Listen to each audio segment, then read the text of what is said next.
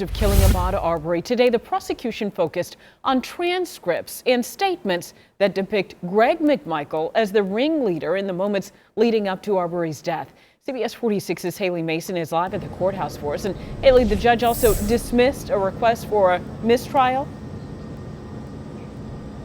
A second request for mistrial was dismissed today, Tracy. We're getting a feeling that that will not be the last. But nonetheless, the prosecution taking center stage today, focusing in on Greg McMichael, making the argument that he was convinced and unwavering in his belief that Ahmaud Arbery was a neighborhood burglar. We learned just minutes ago that McMichael even said that if Ahmaud Arbery had a gun, he would have used it sooner. Ahmaud Arbery did not have a gun. And then what does Greg McMichael say? He tried to get the damn shotgun away. On day 3, the state focusing in on Greg McMichael, depicting him as the ringleader in the chase down of Ahmaud Arbery. The prosecution pointing out that Greg McMichael referred to Arbery as a suspected burglar, though he'd never seen him and had no knowledge of Arbery stealing from the home under construction. He shows me what the guy looks like because I had never seen him. So I had heard a description of him. I don't think the guy has actually stolen anything out of there, or if he did, it was early in this process.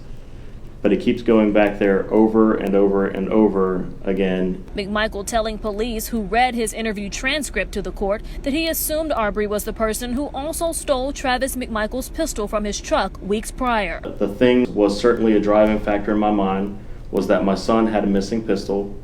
And I'm pretty certain this guy, well, I don't know for a fact. I saw him, yeah. In fact, if to be perfectly honest with you, if I could have got a shot at the guy, I'd have shot him myself.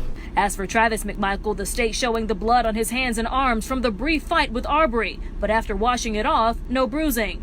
At any point in time, did he ask for medical attention for any injury or broken skin? He asked for an alcohol swab. That was it. An alcohol swab? Yes, ma'am.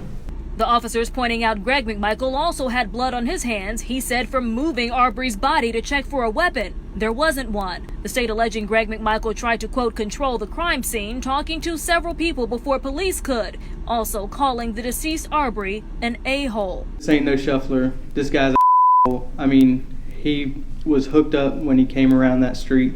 How far away were you from the dead body of Ahmaud Arbery when he called 20, 30 feet maybe.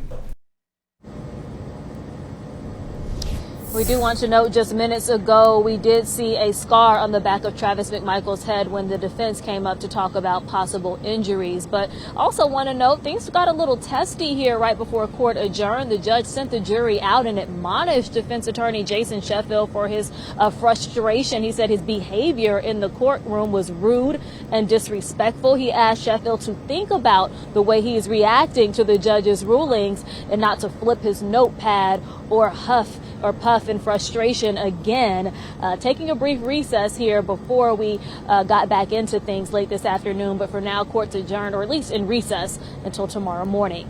Reporting live outside the Glenn County Courthouse, Haley Mason, CBS 46 News. Haley, thank you. We do have complete coverage on this trial. Just head to CBS46.com. We've got an entire page dedicated to the very latest in the case. Just click the special report banner. It's on our homepage.